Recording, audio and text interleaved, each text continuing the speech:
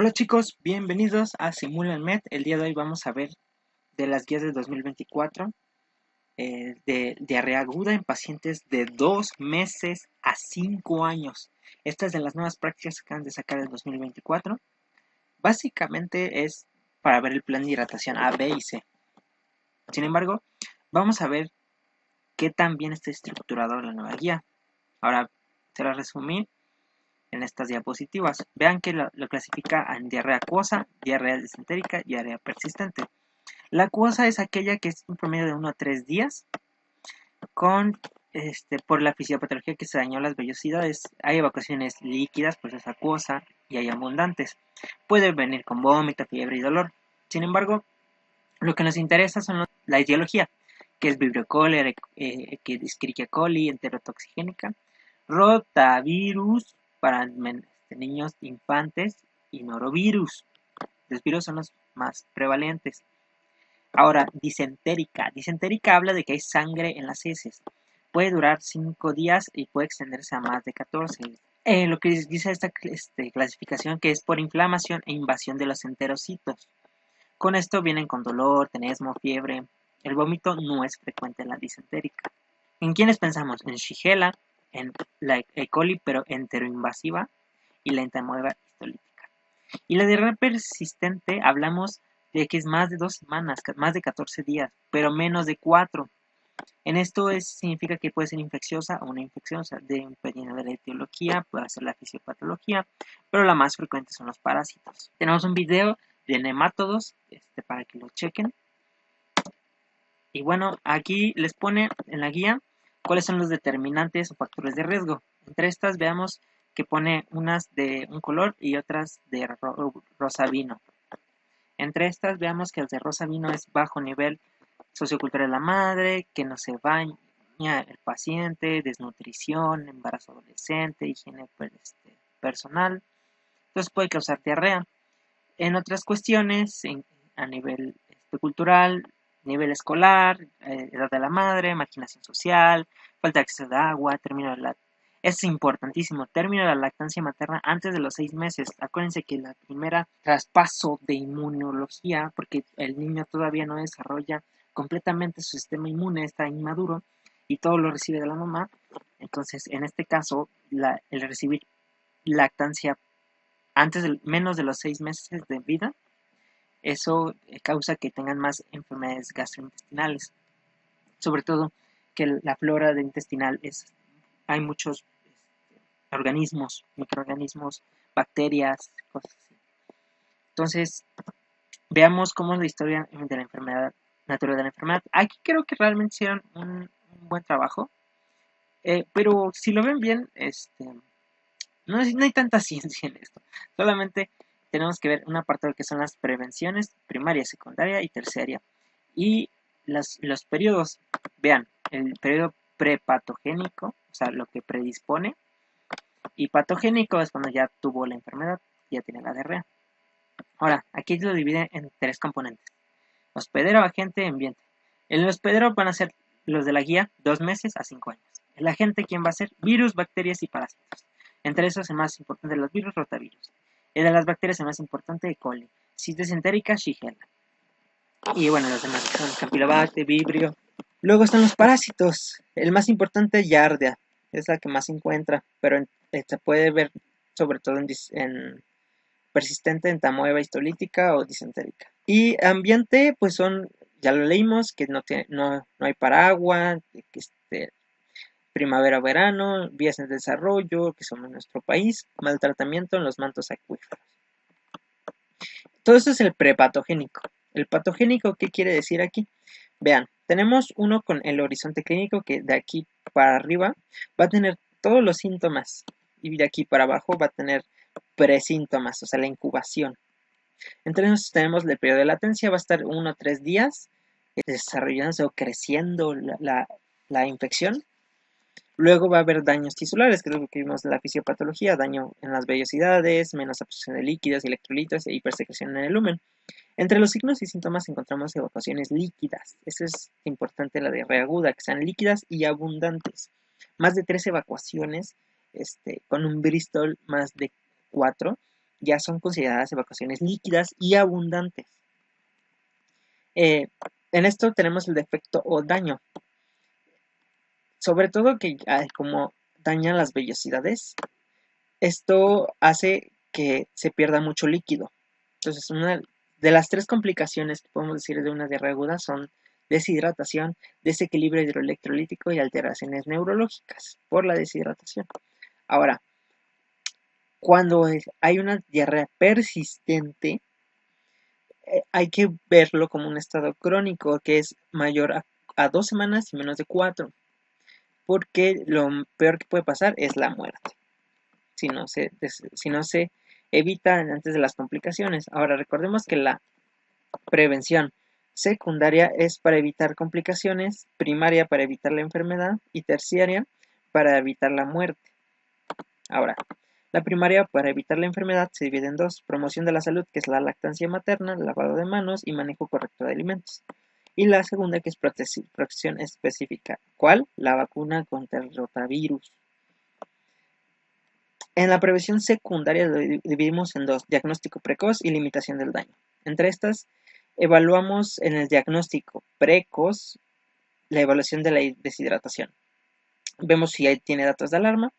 ¿Y cuál es el tratamiento? El tratamiento es lactancia, darle muchos líquidos y entre estos las sales de rehidratación oral o SRO, que ahorita la vamos a ver.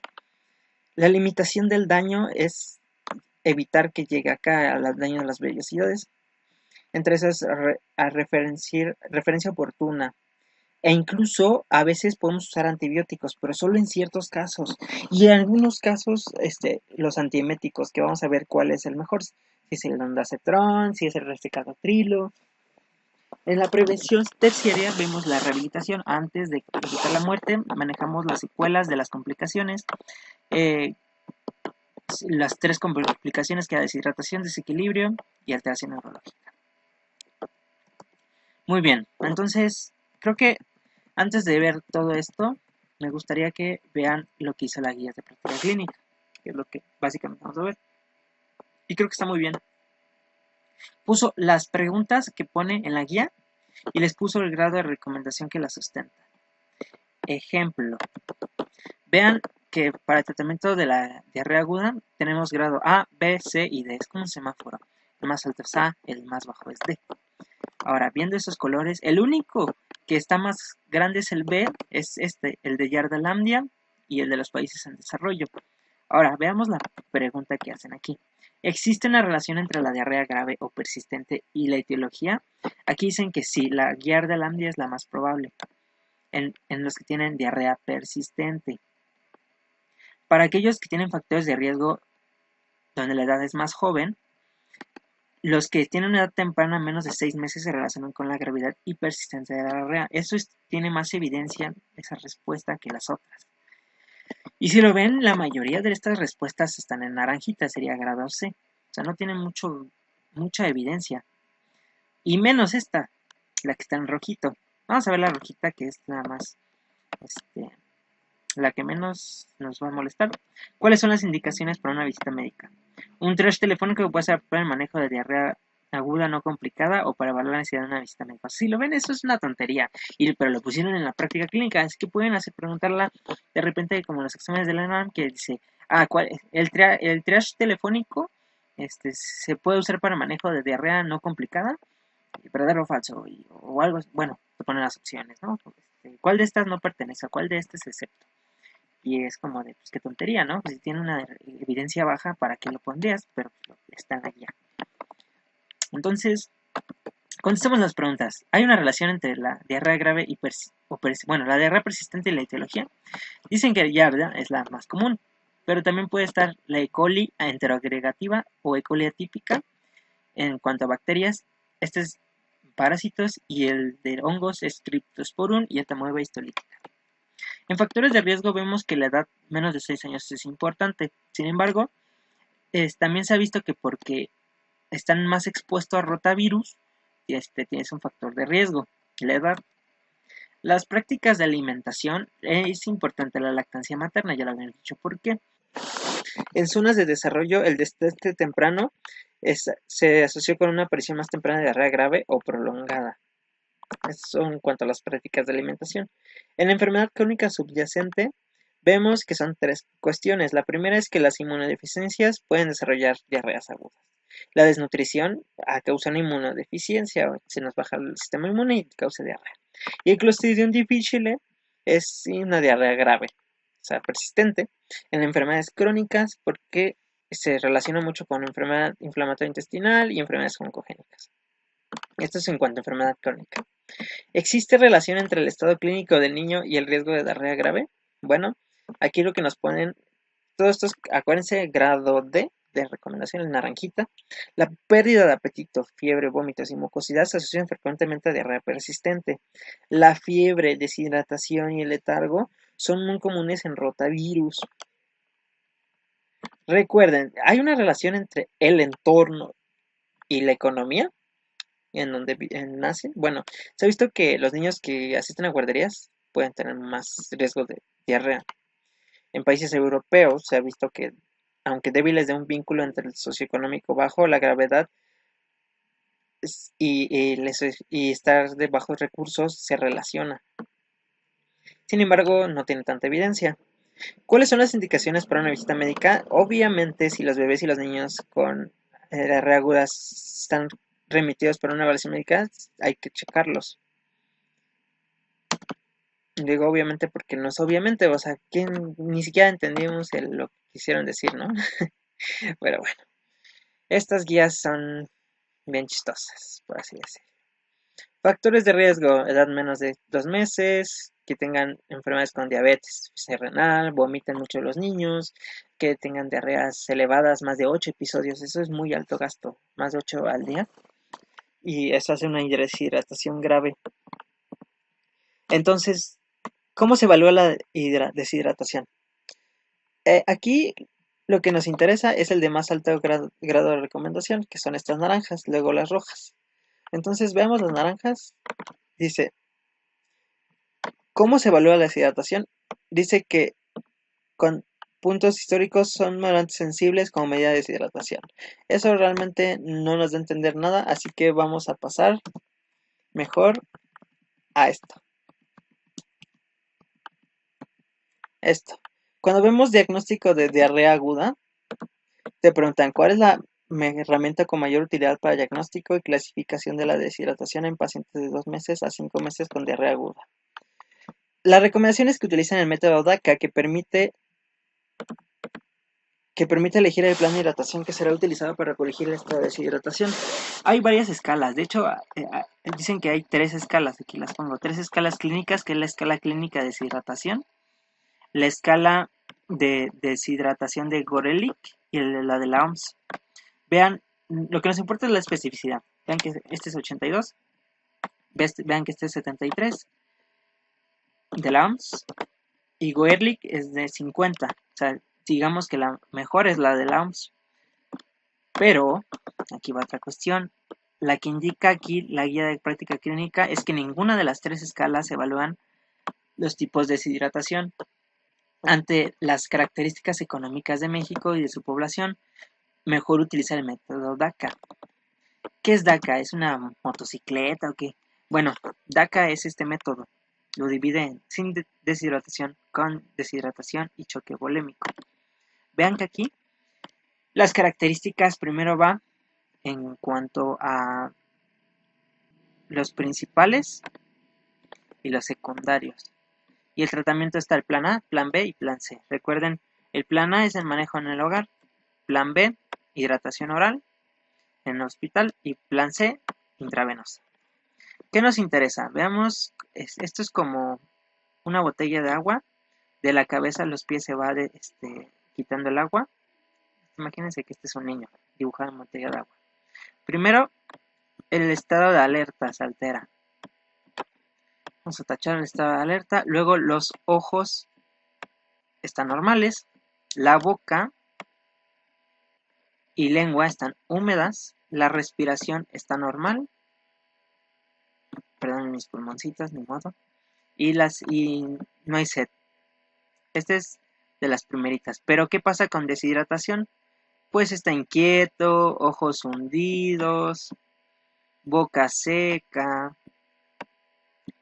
respiración rápida y hay mucha sed. ¿Qué pasa con secundarios? Vean que vamos de arriba para abajo. Primero, si vieran la fontanela, ¿cómo estaría en deshidratación? Hundida en lactantes. Acuérdense que se cierra la anterior a los 18 meses. Entonces, lactantes, la fontanela va a estar hundida en deshidratación. Vamos a tacharlo. Luego, yendo para abajo, si viéramos la elasticidad, había elasticidad que no se recupera hasta los después. O sea, si ustedes estiran la piel y regresa a su lugar en más de 2 segundos, esto es deshidratación. Ahora, chequen el pulso. Si ven que hay pulso, está normal en deshidratación, pero en choque hipovolémico no, está débil o ausente. Pero si ahora, ¿qué diferencia hay entonces con deshidratación y choque? Vean el llenado capilar, aquí es más de 2. Si es menos de 2, piensen con deshidratación o sin hidratación. Entonces, este es el método DACA. ¿Qué es lo que recomiendan también? Que todo se haga por interrogatorio y exploración para ver el grado de deshidratación. Ver si pueden que llegue con calcular la pérdida de peso corporal, porque así vemos el porcentaje de deshidratación y podemos ver qué tipo de deshidratación es, si es leve, moderada o grave. Con esto podemos clasificarlos. El método de DACA es el que nos clasifica los grados de deshidratación y qué plan vamos a utilizar. Entonces, regresando,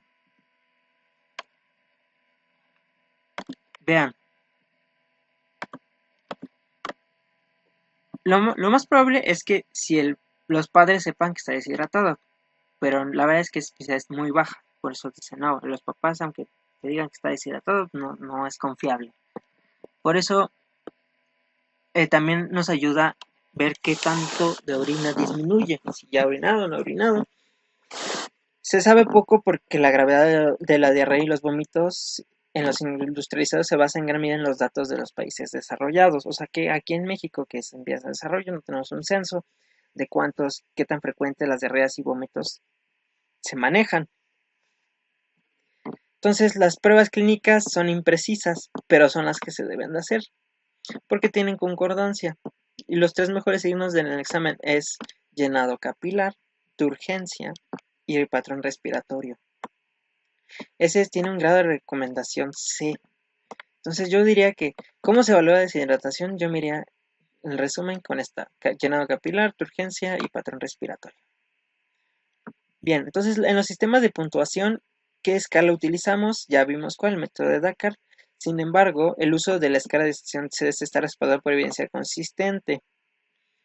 Sin embargo, esta escala no debe ser la única herramienta para decidir la necesidad de intervención. Yo diría que se aprendieran la de DACA, pero si les piden las otras, pues lo pueden estudiar. Ahora, quiero que vean esta escala que es la que utilizaban antes. La escala de evaluación SD. Veíamos sobre todo su peso corporal de 1 al 5% y más de 6 vale 2 puntos. El chiste es de saberte si es menor a 1, sin deshidratación. Si es más de 4, es moderada grave. Ahora, cuando es 0, todo está normal. Todo esto de aquí. Cuando es 2, todo está anormal, es decir, la apariencia está somnolienta. Los ojos están hundidos. Las mucosas están secas. Las lágrimas no hay. Y el peso corporal es más de 6. Entonces, la 1 es como un intermedio entre las dos. ¿Sí? Entonces, en una está como somnoliento, está letárgico, pues, sediento. Está hundido, los ojos medio hundidos, porque no están hundidos. Está mucosas pegajosas, lágrimas sí hay, pero pocas, y pesa 1 al 5, su pérdida de peso es de 1 al 5%, así se supo. Pero como vieron, pues, ¿cómo van a saber? ¿Cuánto vas a saber de ese niño si si perdió 1%, 5%? Entonces se indicó el método DACA. ¿Existe alguna característica clínica que pueda sugerir una etiología de bacteria versus viral? O sea, tiene diarrea. ¿Cómo sé si es virus o es una bacteria? Bueno, primero, Si tiene fiebre alta, sangre fecal, dolor y está como afectado en letárgicos o con sueño, cosas así, piensa en bacteriano. Los vómitos y los síntomas respiratorios se ven en viral. Cuando vemos en el estudio diagnóstico, la gastroenteritis aguda generalmente no requiere un diagnóstico específico. Son, son útiles las investigaciones microbiológicas de niños con diarrea aguda. O sea, le pedirían un cultivo o coproparasitoscopio. O sea, ¿qué le harían? Bueno, vean que aquí la mayoría es de grado D. O sea, no tienen una buena evidencia. Sin embargo, en la guía lo agregaron. Vean que dice que no requiere una investigación etiológica, que se puede ir a su casita sin que lo investiguen, y solamente en condiciones muy graves o en aquellos con síntomas prolongados se debe de buscar con cultivo. Ahora, ¿existe algún marcador hematológico para bacteriano? No, la PCR y la procalcitonina no se recomiendan, porque lo dicen, no, es que piden una PCR y procalcitonina y sale elevado, es bacteriano. No, aquí ya dicen que no, y la evidencia es muy baja. ¿Puede algún marcador de esos diferenciar a un agente bacteriano de uno no bacteriano? No recomendamos el uso de marcadores fecales, ¿ok? El pH fecal y todo eso no sirve. Bueno, no es recomendado. Hay una prueba bioquímica que cambia el abordaje del niño con diarrea. O sea, dices, bueno, este laboratorio lo más probable es que sí tiene diarrea aguda, infecciosa, bacteriana, ¿no? Entonces, las pruebas de deshidratación son imprecisas. Sin embargo, en el laboratorio debe ser útil para disminuir la probabilidad de deshidratación más del 5% es el bicarbonato sérico. O sea, que nos dice el bicarbonato sérico. Entonces, los electrolitos deben medirse en entornos hospitalarios. Pues, si lo ven, una complicación de la diarrea era la alteración electrolítica. En niños moderadamente deshidratados, no concuerda una enfermedad diarreica grave. En niños gravemente y en todos los niños gravemente deshidratados. ¿Qué quiere decir eso? Que sí les debes de tomar los electrolitos solamente cuando es grave o niños gravemente deshidratados, aunque no sea diarrea grave. En todos los niños que comienzan con la terapia IV, o sea, plan C, durante la terapia, porque la hiper o hiponatremia alterará la velocidad en que se administran los líquidos de rehidratación intravenosa. O sea, ¿qué quiere decir eso? Que si le das IV es mejor, porque si se la das por otra forma, la hiper o hiponatremia va a alterar cómo absorben los líquidos. Ahora, la endoscopia, ¿debe ser endosco alguien con una diarrea aguda? Pues no hay indicación, excepto en algunos casos como enfermedad inflamatoria intestinal. Pero si lo ven, es un grado D, o sea, no tiene tanta fuerza.